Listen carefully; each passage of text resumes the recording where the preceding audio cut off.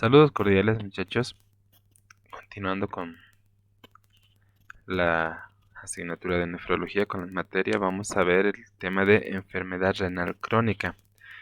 Y vamos a empezar con un poquito de epidemiología mencionando que ha habido un cambio significativo en los últimos 20 años, pues en la antigüedad estaba restringida inicialmente a patologías de incidencia relativamente baja como las enfermedades glomerulares, nefropatías hereditarias y a un ámbito especializado de atención exclusivo para la nefrología. Sin embargo, esta tendencia ha cambiado actualmente en los últimos años. En la actualidad afecta a un porcentaje importante de la población y está relacionada con fenómenos o enfermedades de alta prevalencia como el envejecimiento, la hipertensión arterial, diabetes mellitus o la enfermedad cardiovascular. En el modelo conceptual de la evolución de la enfermedad renal crónica en el tiempo, tenemos que entender que existen 6 estadios.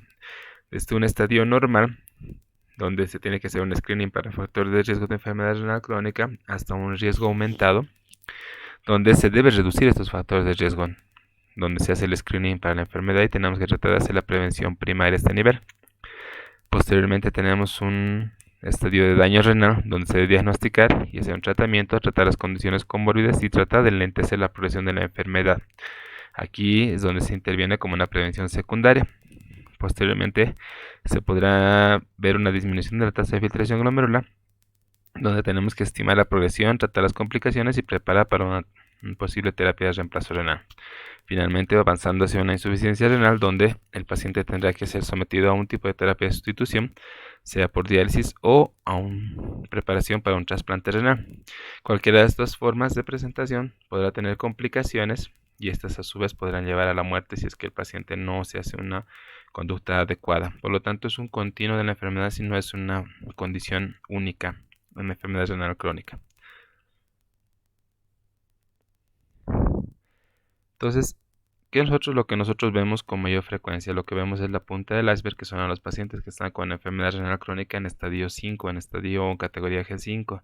Sin embargo, por debajo tenemos una inmensa cantidad de pacientes que corresponden a los estadios iniciales entre G1 a G4, y es donde tenemos que la participación es importante de los médicos de atención primaria. ¿Cuáles son las causas más importantes de la enfermedad renal crónica? En el mundo, la principal causa de enfermedad es la diabetes mellitus, que alcanza aproximadamente un 44%, seguido de la hipertensión arterial, hasta en un 27%, posteriormente glomerulonefritis, otras causas, enfermedades quísticas y urológicas.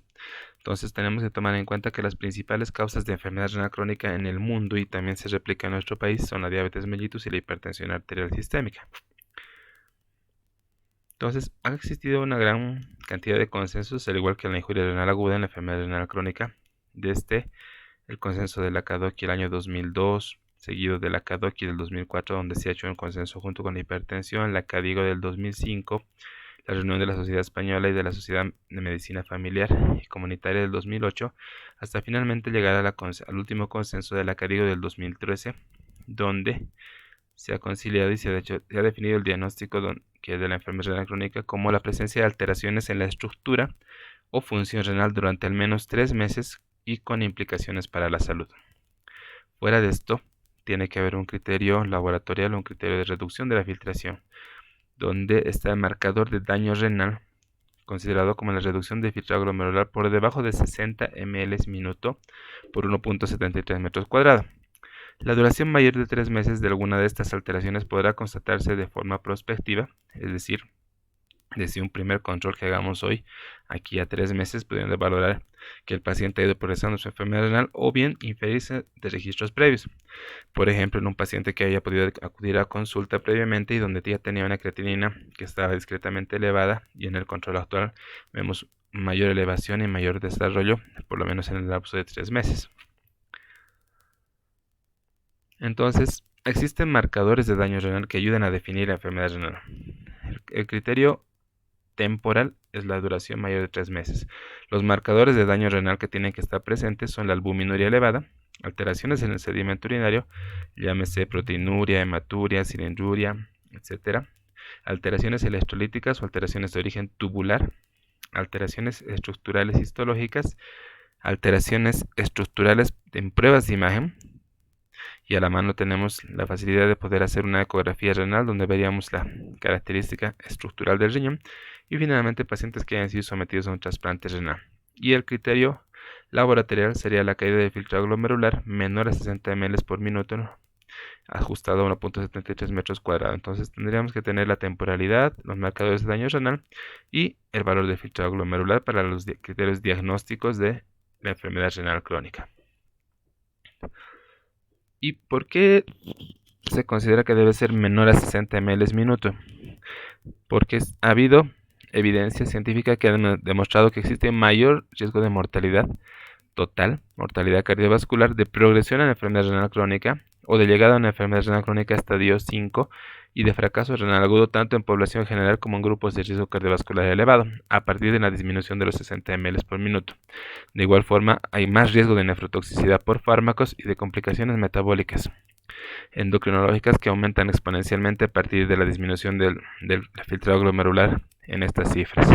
Además, existe evidencia científica donde vemos en este cuadro que a partir de una caída del filtrado glomerular por debajo de 60 ml por minuto, existe una mayor probabilidad de mortalidad cardiovascular en los pacientes que tienen una disminución en el filtrado en estos pacientes, de este tipo de enfermedad. De igual forma, vemos que la albuminuria, al ser un marcador de funcionalidad renal, a partir de la elevación por encima de 30 miligramos gramos en una relación albumina-creatinina, o una recolección 24 horas mayor a 30 miligramos, vemos que la mortalidad cardiovascular también se empieza a incrementar de forma exponencial. Por lo tanto, la caída por debajo de 60 y la elevación de la albuminuria por debajo de 30 son los indicadores de enfermedad renal crónica en los pacientes,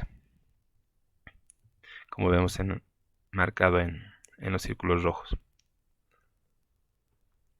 Ahora, ¿cuáles son los estadios de la enfermedad renal crónica? Clásicamente se definían el 2002, vean, este cuadro es antiguo, donde teníamos 5 estadios, del 1 al 5 de la enfermedad renal crónica. Sin embargo, después de los últimos consensos y de la última guía sacada por la CADIGO, actualmente se consideran 5 estadios divididos el 3 en 2 estadios, en una subdivisión del 3 en 3A y 3B, y se llaman categorías.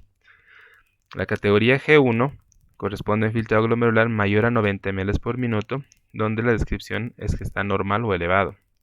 La categoría G2, entre 60 y 89, donde la descripción se denomina ligeramente disminuido. La 3A, con filtrado glomerular entre 45 y 59, con ligera o moderadamente disminuido. El estadio o la categoría G3B, de 30 a 44 ml por minuto, moderada o gravemente disminuido. El G4, de 15 a 29 ml por minuto, gravemente disminuido. Y el estadio terminal o G5, donde la filtrado glomerular es menor a 15 ml por minuto y ya consideramos un fallo renal terminal. Esto en la categoría del filtrado glomerular. Y en las categorías de la albuminuria, consideramos una categoría A1, a un cociente albumino-creatinina menor a 30, considerado como normal o ligeramente elevado. A2, entre 30 y 300, moderadamente elevado. Y A3, mayor a 300, muy elevado. Por lo tanto, la clasificación actual engloba estas 5 categorías de filtrado y 3 categorías de albuminuria. Por lo tanto, la estratificación del riesgo, dependiendo del estadio, vemos que los que tienen muy bajo riesgo son los que están en el color verde, es decir, aquellos que tienen una categoría G1 o G2, que tienen una mínima cantidad de albuminuria menor a 30. Y en un estadio de riesgo moderado, aquellos que están en color amarillo, es decir, una categoría G3A con albuminuria mínima, o una categoría G1 o G2 pero con albuminuria moderadamente elevada. Un alto riesgo, aquellos pacientes en categoría o en G3B con albuminuria normal, o G3A con albuminuria moderadamente elevada, o aquellos en categoría G1 o G2 pero que tienen una proteinuria o albuminuria gravemente elevada. Y de un muy alto riesgo, aquellos que tienen los que estamos en la casilla roja, es decir, una categoría G4, G5 a partir de cualquier nivel de albuminuria, o un G3B con moderadamente elevada, o finalmente un G3A con una proteinuria gravemente elevada. Entonces, esto nos da el pronóstico de la enfermedad según las categorías de filtrado y la albuminuria, y nos estratifica el riesgo de complicaciones específicas de la enfermedad renal, riesgo de la progresión y riesgo cardiovascular.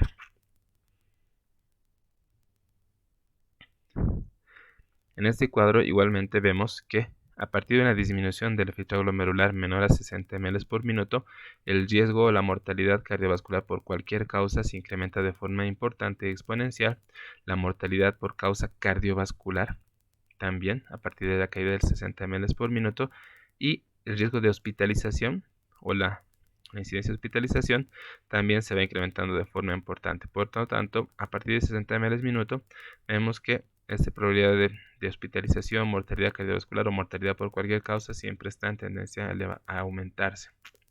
Entonces, en la evaluación de la enfermedad renal crónica tenemos que evaluar estos 4 parámetros: la evaluación de la cronicidad, la causa, la filtrado glomerular y la albuminuria. En relación a la evaluación de la cronicidad, podemos hacerlo de forma retrospectiva con historia clínica previa o forma prospectiva, como hemos indicado anteriormente. En relación a la causa, hay que buscar la presencia o ausencia de una enfermedad sistémica con potencial afectación renal o mediante las alteraciones anatomopatológicas observadas o presuntas. Además, hacer una buena anamnesis buscando historia familiar de la enfermedad, la toma de medicamentos nefrotóxicos de forma mantenida, factores medioambientales como el contacto con algunos nefrotóxicos, sea el plomo, mercurio, o a través de la elaboración o la solicitud de pruebas de imagen buscando alteraciones estructurales a nivel del riñón. En el filtrado glomerular tenemos que hacer la medición o determinación de la creatinina sérica y estimar la fórmula del filtrado glomerular a través de la fórmula del CKD-EPI o CKD Epidemiology Collaboration. Y finalmente la determinación de la albuminuria a través de una muestra aislada de orina de primera hora de la mañana mediante la determinación del cociente albumino-creatinina. ¿Qué fórmulas existen para medir el filtrado glomerular? Esto ya lo habíamos visto en la parte de laboratorio en función renal. Sin embargo, para recordar, tenemos 4 fórmulas fundamentales para determinar el filtrado glomerular. Una es a través de la recolección de orina de 24 horas, donde medimos la creatinina a nivel de la orina, la multiplicamos por el volumen de orina recolectado en 24 horas y esta la dividimos entre la creatinina sérica multiplicada en minutos que están en 24 horas. La otra fórmula que es práctica es la fórmula de Crocroft-Gault, donde utilizamos variables como la edad, el peso y los niveles de creatinina, y en caso de que sea mujer multiplicamos el resultado final por 0,85. Otras dos fórmulas que se aplican con relativa frecuencia en la práctica clínica son las de MDRD o la fórmula ajustada a la dieta y la de CKD-EPI, como habíamos mencionado, fórmulas que son un poquito más complejas con exponenciales negativos, que para fines prácticos se utilizan tablas o calculadoras nefrológicas para su resultado, para obtener sus resultados. Entonces, a partir de estas fórmulas se ha estudiado cuáles estaban en relación a la favor para determinar mayor mortalidad por cualquier causa, mortalidad cardiovascular, y determinar la progresión de una enfermedad hacia el avance hacia un estadio terminal. Y vemos que a favor de la CKD-EPI tenemos en relación a la causa de mortalidad, todas estaban inclinadas hacia el lado del favorable a CKD-EPI, igualmente en las causas de mortalidad cardiovascular, y lo mismo en la determinación de la progresión de la enfermedad renal crónica, siendo que la fórmula de CKD-EPI tenía mucho mayor sensibilidad y era mucho más predictiva para cualquiera de estos 3 factores en relación a o comparada con la fórmula del MDRD. Por lo tanto, en la práctica clínica la fórmula que se utiliza con más frecuencia es la CKD-EPI. Al igual que la injuria renal aguda, tenemos que recordar este cuadrito donde tenemos factores de riesgo para la progresión de la enfermedad renal crónica, como la edad, la raza, factor genético, y factores metabólicos como hipertensión, diabetes, síndrome metabólico. Tenemos factores modificadores de la enfermedad, como son la gravedad de una lesión renal aguda, el estadio de la enfermedad renal crónica en el que se encuentra el paciente, el número de episodios de injuria renal, duración de la injuria renal aguda y la presencia de proteinuria como marcador laboratorial. Y finalmente los eventos que pasarían si el paciente está sometido a estos modificadores más factores de riesgo serían eventos cardiovasculares, nefropatía terminal, discapacidad, disminución de la calidad de vida y finalmente la muerte.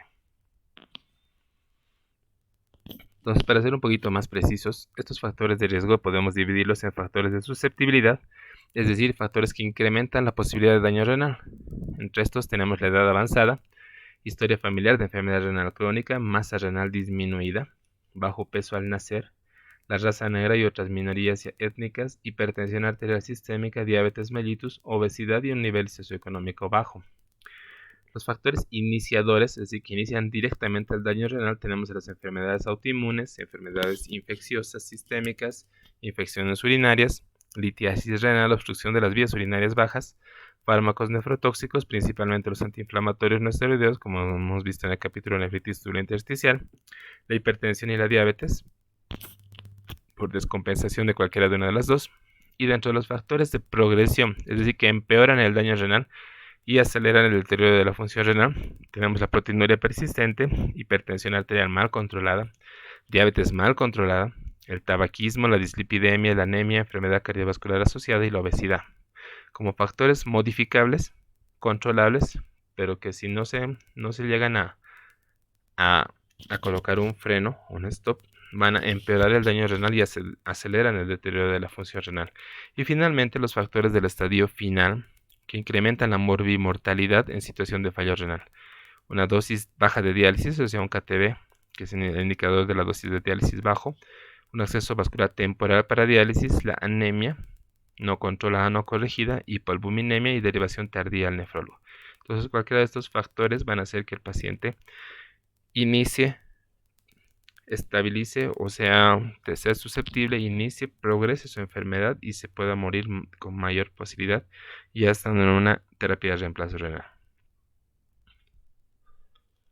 Entonces, este es nuevamente un resumen de todos los factores clínicos que favorecen a la enfermedad, donde tenemos, para mencionar otros factores no mencionados, como las infecciones sistémicas por hepatitis B, hepatitis C, HIV, drogas nefrotóxicas, la recurrencia de infecciones de tracto urinario, la nefrolitiasis, obstrucción de tracto urinario, malignidad, cualquier patología maligna, la reducción de la masa renal por nefrectomía o por bajo peso al nacer, historia de injuria renal aguda previa y el uso de drogas endovenosas como la heroína y la cocaína, además de historia familiar de enfermedad renal. Y factores sociodemográficos, hemos mencionado la edad avanzada, mayor de 60 años, ser de no raza negra, o sea, no blancos, que tengan una baja nivel socioeconómico, baja educación, factores genéticos, principalmente los que tienen el alelo APOL1 tienen mayor riesgo, enfermedad de células pequeñas, la enfermedad renal poliquística, el síndrome de Alport, además de anomalías congénitas en el riñón, como en el tracto urinario, y otras causas familiares que condicionarían que el paciente pueda progresar a una enfermedad renal crónica en el futuro. Entonces, ¿cómo definimos progresión de la enfermedad renal crónica? Esta se define por un descenso sostenido del filtrado glomerular mayor a 5 ml por minuto por 1.73 metros cuadrados al año, o por un cambio de categoría, sea de G1 a G2, G2 a G3A, G3A a G3B, o así sucesivamente hasta llegar a un G5, siempre que este se acompañe de una pérdida de filtrado glomerular mayor o igual a 5 ml minuto por 1.73 metros cuadrados. Se debe descartar factores potencialmente reversibles de agudización, progresión frente a la agudización, y entre estos tenemos, por ejemplo, la presencia de litiasis renal, anomalías cardiovasculares, es una falla de bomba que no se corrige de forma adecuada, el empleo de drogas nefrotóxicas como antiinflamatorios no esteroideos, medicamentos que no se ajustan de forma endovenosa o el uso de radiocontraste, que como hemos visto en injuria renal aguda, son factores condicionantes de que el paciente haga episodios de falla renal y por lo tanto mayor progresión o aceleración de la progresión de la enfermedad renal.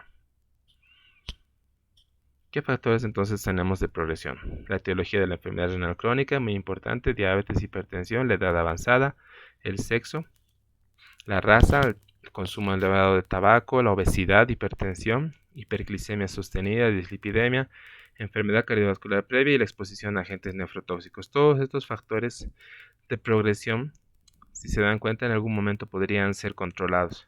Y ahí es donde la participación de los médicos internistas, médicos familiares, médicos generales debe ser fundamental para que el paciente pueda tener más tiempo con función renal conservada y no llegar a la enfermedad renal terminal. ¿Cuál es la frecuencia de revisión en estos pacientes? Cuando tienen un bajo riesgo, la revisión debería ser anual. El riesgo moderado, un control semestral. Y el riesgo alto, muy alto, 3, 4 o más veces al año, dependiendo de la condición del paciente. Pero siempre y cuando esté estable. Si el paciente está inestable, probablemente tendremos que ajustar estas formas de revisiones y hacerlas de forma más frecuente. ¿Cuál es la recomendación de la CADIGO en relación a esto hasta la monitorización? En estos estadios, en el color verde, tenemos a los que deberían venir a control una vez por año por lo menos, el estadio categoría G1, G2 con albuminuria normal. Los que deberían ver igual una vez al año estaríamos en la categoría G3A con albuminuria baja o G1, G2 con albuminuria moderadamente elevada. Ya por lo menos 2 veces al año en la categoría G3B con albuminuria baja o G3A con albuminuria moderadamente elevada o la G1, G2 como proteinuria moderadamente elevada o severamente elevada. Por lo menos 3 veces al año a los que tengan una categoría G4 con albuminuria baja o albuminuria moderadamente elevada, G3B con albuminuria moderadamente elevada y un estadio G3A o G3B con albuminuria severamente elevada. Y finalmente más de 4 veces aquellos que ya tienen un estadio G5 en cualquier forma de presentación de albuminuria o un estadio, una categoría G4 con proteinuria moderadamente o severamente elevada. Entonces, más o menos son las recomendaciones de los controles que deberían hacer o la monitorización en el control del número de veces por año de la enfermedad, según dependiendo de la categoría de la enfermedad y la presencia de albuminuria en los pacientes. Ahora, la enfermedad renal crónica viene acompañada de complicaciones, ya sean agudas o crónicas. La prevención de la progresión y manejo de las complicaciones es fundamental. Y vean en este cuadrito, a partir de diferentes filtrados glomerulares, mayor a 90, que sería estadio 1, 2, el 3, 3B, 3A, 3B, el estadio 4, vemos que la principal complicación en todos los casos es la hipertensión arterial. A partir de cualquiera de los estadios, siendo la más importante y una que aparece también aparece de forma importante a partir de la categoría G4 es el hiperparatiroidismo. Los pacientes con enfermedad renal crónica hacen un desorden en el metabolismo del calcio-fósforo y por lo tanto estimulan a la hormona paratiroidea para la producción o a la glándula paratiroides para la producción de hormona paratiroidea y por lo tanto van a tener alteraciones en el metabolismo mineral óseo. Ese grupo de pacientes. Entonces vemos que la complicación más importante es la hipertensión. Por lo tanto, el control adecuado de la presión arterial es la base de la prevención cardiovascular y renal en el paciente de la enfermedad renal crónica.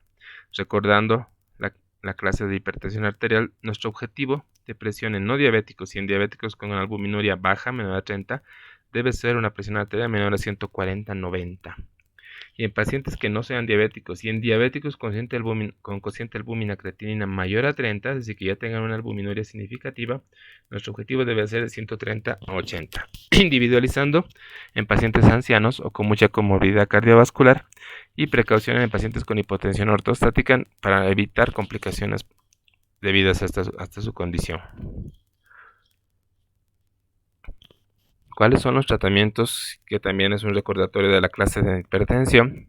Lo más importante es modificación en el estilo de vida, reducción del peso, que es una medida eficaz que disminuiría la presión sistólica entre 9 y 23 milímetros de mercurio, la reducción del consumo de sal entre 4 y 6 gramos al día, reduciría la presión sistólica de 4 a 5 milímetros de mercurio, el ejercicio físico, que nos ayudaría a disminuir la presión arterial sistólica hasta 6 milímetros de mercurio, por lo menos de 30 a 60 minutos de ejercicio aeróbico a la semana.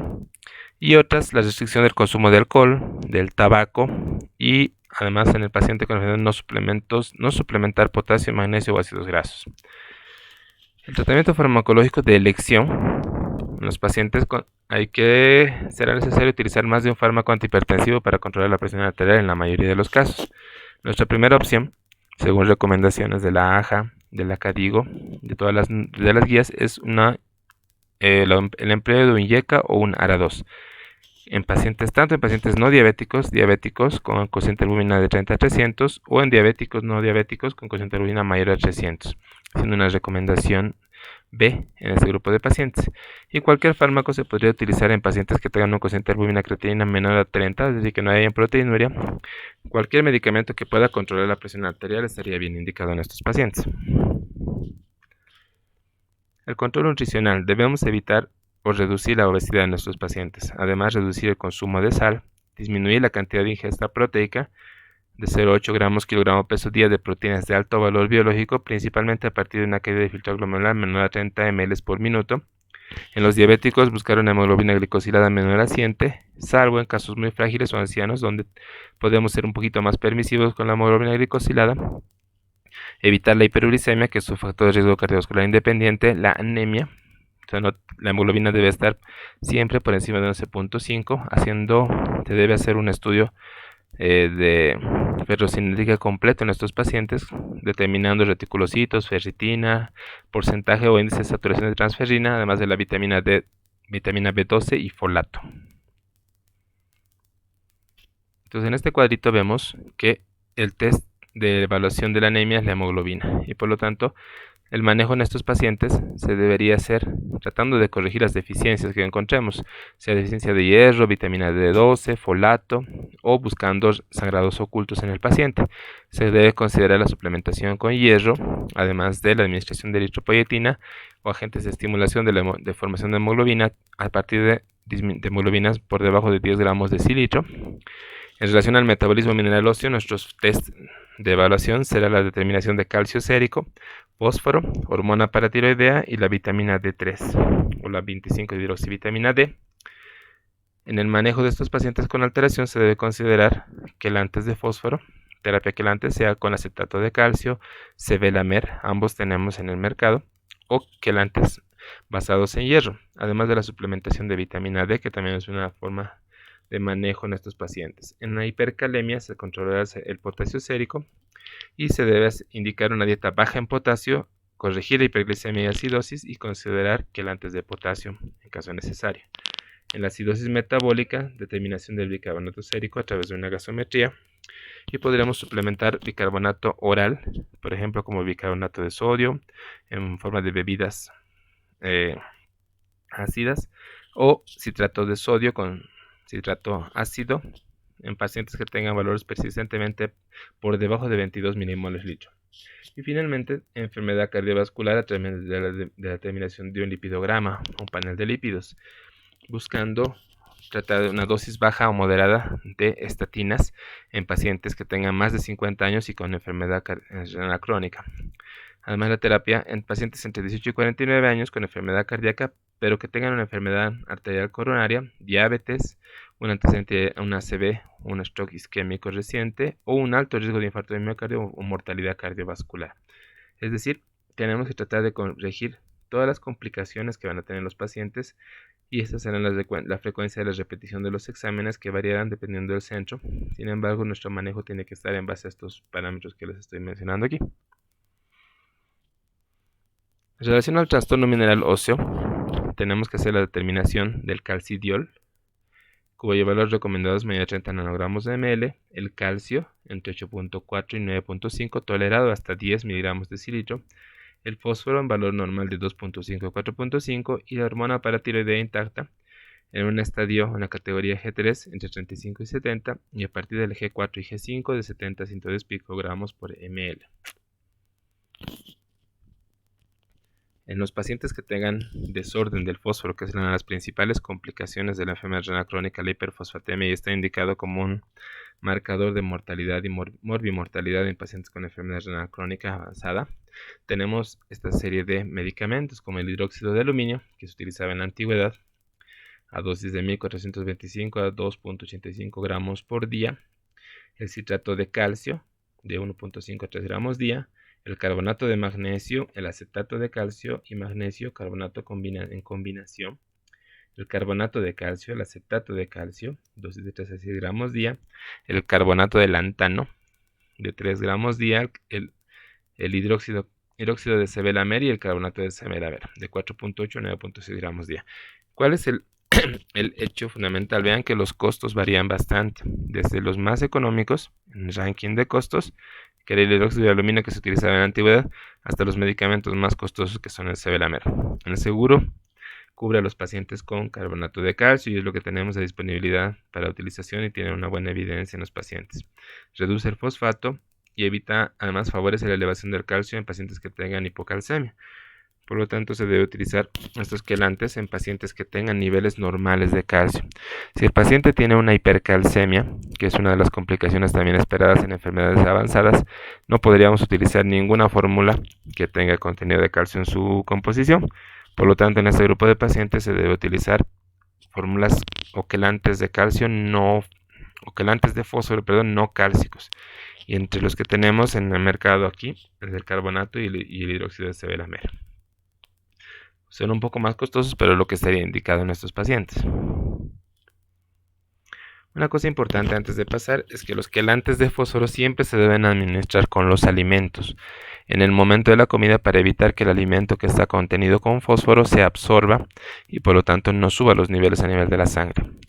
Otros aspectos a controlar son el bicarbonato oral, en caso de que hemos mencionado, un bicarbonato bajo por debajo de 22, evaluar el riesgo de deterioro agudo de la falla renal, evitar las drogas nefrotóxicas o ajustarlas al filtro glomerular, dependiendo la necesidad de la utilización de los mismos. No utilizar metformina.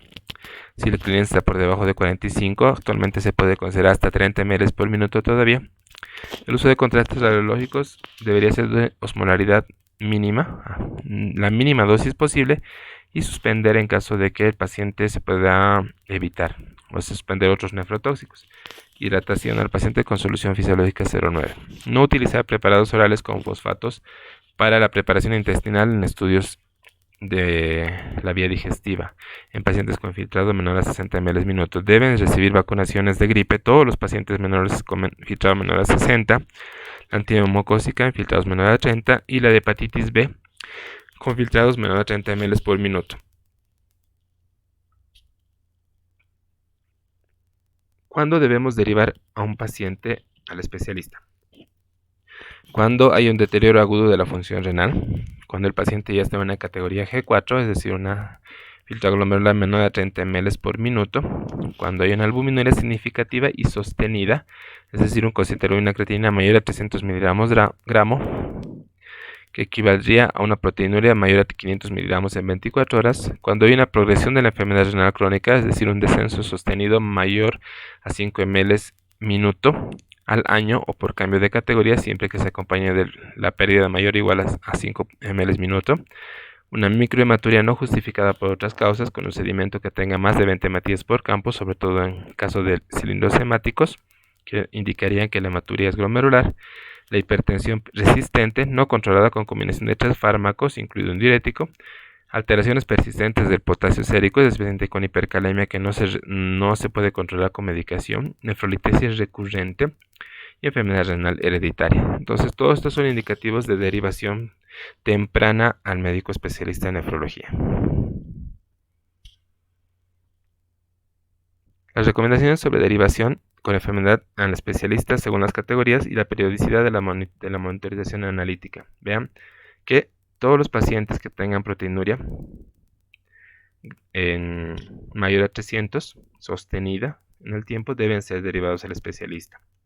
Aquellos que tengan proteinuria moderadamente elevada, es decir, menor a 300, se podría monitorizar todavía por consulta de primer nivel o de especialidad que no sea nefrología y derivaría a partir de un estadio de una categoría G4 o G5. Igualmente, en aquellos que tengan una proteinuria disminuida o normal o ligeramente elevada, a partir de la categoría G4 o G5 derivar a los pacientes al especialista, según la recomendación de la CADIGO en sus guías.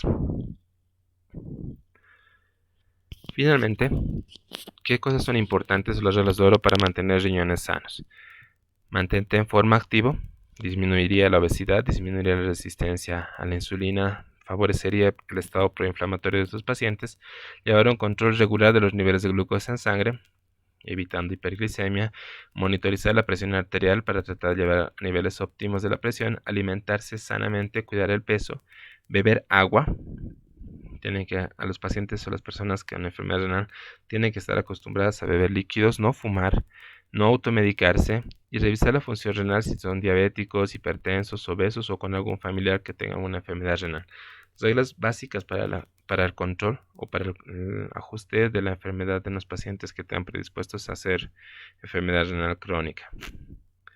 Entonces la prevención es importante. Capacitación a la comunidad en riesgo, hacer un diagnóstico temprano con programas de detención, análisis clínico, un tratamiento oportuno, manejo médico temprano, planificación del acceso vascular, definir tipo de terapia de reemplazo renal y cambio de hábitos. Educación, manejo nutricional, atención psicológica y ejercicio son 4 pilares fundamentales en el manejo de un paciente con enfermedad renal. Finalmente, este cuadrito de resumen de todo lo que hemos mencionado, donde lo importante es determinar los marcadores de filtración, la determinación de la creatinina para el cálculo de clearance de creatinina y marcadores de daño renal, que son los niveles de albúmina o el cociente albúmino-creatinina. Determinar el clearance de creatinina. Si está por debajo de 60 ml y tiene más de 3 meses, entonces tenemos que identificarlo, o una proteinuria mayor a 30 miligramos por más de 3 meses, ya son indicativos de enfermedad renal crónica. Si no, continuar la monitorización por primer nivel. Determinar las causas en la historia clínica, un examen físico minucioso, sea es diabetes, hipertensión, enfermedad autoinmune, exposición de aflatoxinas, infecciones crónicas, malignidad, obstrucción urinaria, enfermedad genética familiar, a través de estudios de imágenes, una ultrasonografía, una ecografía renal y uroanálisis con determinación de un examen de orina simple donde podemos dosificar los niveles de albúmina creatinina. Determinar la categoría de la enfermedad renal, del G1 al G5 y la categoría según albuminuria, además de identificar los factores de peor pronóstico, es decir, la rápida progresión de la enfermedad, hipertensión no controlada, anormalidades electrolíticas severas, anormalidades estructurales, enfermedad renal hereditaria, una hematuria o piuria estéril, recurrencia de nefrolitiasis, eventos o un riesgo elevado de la enfermedad renal crónica a 2 años y un síndrome nefrótico, que serían los factores de peor pronóstico en los pacientes que para la progresión de la enfermedad renal.